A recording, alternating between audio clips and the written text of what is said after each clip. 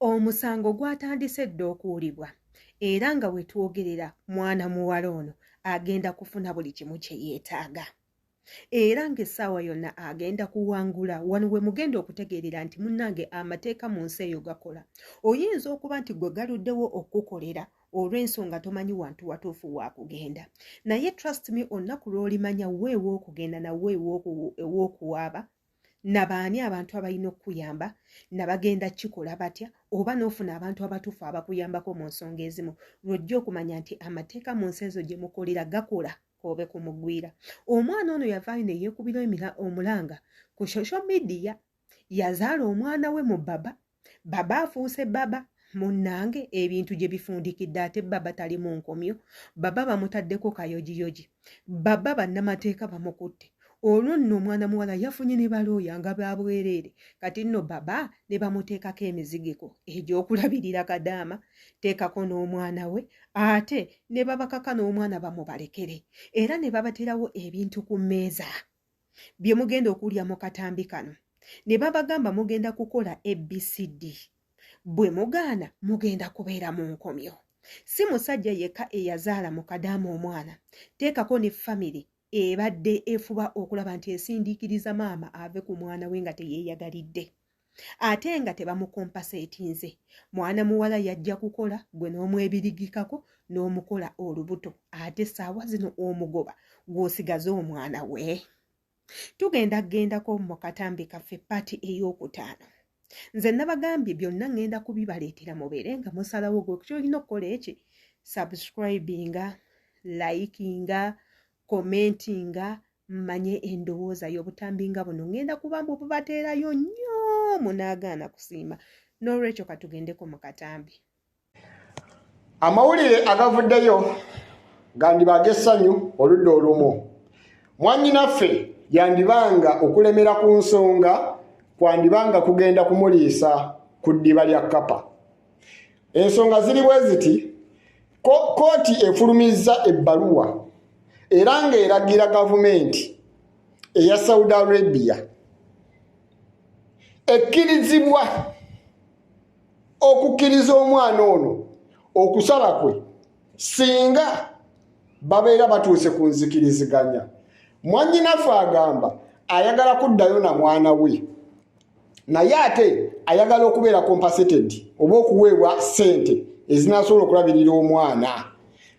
Lawyer agamba kikkirizibwa kitya nti etteeka namba 8 mu mateeka ga Saudi Arabia ligamba nti singa omugwira awasibwa omunnansi ne bamala emyaka 7 ne bazaala n'omwana ne waab'omu omuwala aba afuuse omutuuze nga bafumbo nga bazadde n'omwana aba afuuse omutuuze era omuwala afuna ID eraga nti munnansi w'eyensi n'omwana n'afuna ebimwogerako ebiraga nti munnansi nga bafumbiddwa. Omwana kyebadde alemererako kyabadde kituufu. Kati wano tugambira nti oba omusajja mulwadde oba si mulwadde ku binaaba bivuddeyo kuba results zifuluma ku Monday eza DNA oba balwadde oba si mulwadde y'omuwala agambye ali ready okutambuza obulamu bwe kasitaba ng'alina omwana we. Era lawyer n'agamba nti wamu n'abasawo nti basobola okubeera bonna mwana muwala n'atafuna siriimu kubanga bagenda kukozesa empeke ze bayita PEP nti omwana ajja kutambuliranga ku ddagala ku mpeke ze bayita PEP okutuusa nga ebbanga lituuse ery'okuddayo ewaka. Wabula omwana akkirizibwa okwebaka ne mukyala we kubanga baba babafumbo.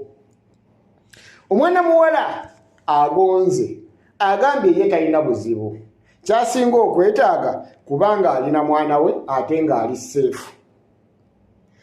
Bwe bakomyawo omwana abadde talina bbaluwa zimwogerako nga birth certificate ekoleddwa. Omwana abadde talina passport egenda fuluma. Omwana abadde talina biraga nti mwana munnansi naye ng'omusaayi gulaga nti munnansi byonna bigenda fuluma. Then lawyer agambye nti baba namala ofuna ebyo byonna akkirizibwa okuweebwa exit. Maama n'omwana ne bafuluma.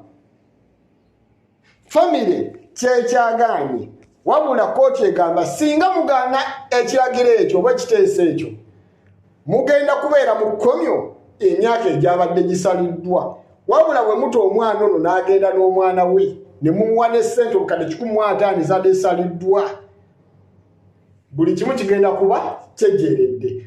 Omwana muwala tatali kuddamu kusaba buyambi, wabula omwana waali bayagala okulaba ku bazadde be ye yennyini agezza. Kiriva eri bano eitha okumutulugunya oba okumuleka. Mwannyinaffe yandifuna obwenkanya. Nekino kyonna wabona bonna babaddeeyo nga bazibu b'amaaso muzuukuke. Singa embeera bweti etuukawo osobola okuyambibwa. Sitori ya mwannyinaffe eno ezibudde bangi amaaso. Ffenna tubadde tukimanyi, nange kennyini mbadde sikimanyi nti omugwira asobola okufuuka omunnansi mu nsi z'Abawarabu singa abanga abazaddemu. Ekyo mbadde sikimanyi, naye etteeka liraga nti singa ofumbirwa munnansi oba n'owasa munnansi ne muzaala omwana ne mumala emyaka 7, omwana akkirizibwa okufuna ebimwogerako n'afuuka munnansi, naawe omwami b'omukyala okkirizibwa okufuuka munnansi. Etteeka gye liri era balisomye nga lirikkirira. That's why tebaagala intermarriage. But nekino tekyabadde kyagamba nti oba mwana muwala yeyagalira, wabula baakakamukake okusinziira ku maloboozi n'ensiitaano eyaliwo eri maloboozi ago nga embeera egenda mu maaso. Kiragiddwa nti omwana ow'obulenzi aba w'amaanyi nnyo okusinga omwana ow'obuwala. Kitegeeza nti omwana yeerwanako ng'emuwawulira ensiitaano n'alemererwa, ono n'akozesa chance. Mu kukozesa chance n'awendula kyeka n'abalala kuba kiyinza okuba nga gwe gwali omuze gwabwe nga bo bwe batyo bayise abakozi. Era kati wano babataddeko question mark. Singa wanaabaawo incident yonna eddamu okubeerawo, anaaba kikoze yenna bagenda mumusiba emyaka 2. Kati gwe wenna ali eyo singa ofuna incident bwenti oba embeera bwenti teweetuulako. Kola mwannyinaffe kye yakoze era yagamba kimbwana abazze Uganda agenda kubeera free era ajja kugulawo akawunti ya TikTok addemu agitambuze aseeko story yonna n'ebisingakaawo byatasobodde kwogera. Gwe wenna aliyo ng'oyita mu mbeera efanaganako bweti. Nabagamba nti jangu ku namba y'essimu 0779 92 25 41. Nawe alina embeera gy'oyitamu etategerekeka, onoonya mulimu gubuze, bakama abo bayomba, byokola tebitambula, oyagala kuzza mwagalwawo, olina obiwulidde bulungi. Kansuubira obiwulidde bulungi toddamu okumbuuza ekintu n'ekimu. Ngenda baterayo paati esemberayo ddala ku biki ebyasaliddwawo gavumenti ya Saudi Arabia batya bwegenda okuyambamu ono omwana. Abasinga kumwe mumanyi nnyo okumbuuza lwaki oyogera nnyo ku Saudi, lwaki oyogera nnyo ku Saudi? Kubanga nze Saudi nagibeeramu emyaka 5. I have experience with Saudi Arabia, KSA. I was there in Riyadh, in Kamis, naliyo okumala emyaka 5 in Mecca. So I know Saudi Arabia gyenjogerako batya bwekola, amateeka gayo bwe gakola. Ensi endala sisobola zoogerako, however ng'omuntu wajja nandeetera ebimuluma byayagala njogereko nayo njogerako. Naye it doesn't mean mbumbanjimanyi, just I know the policy, naye ng'ensi yo kennyini mba sigimanyi bigikwatako biri awo. Yenze Sheila Adita katwesinkane mu kitundu kyaffe ekisembayo tulabe mwana muwala ono kikyazzaako ate era tubeere nga tukomawo.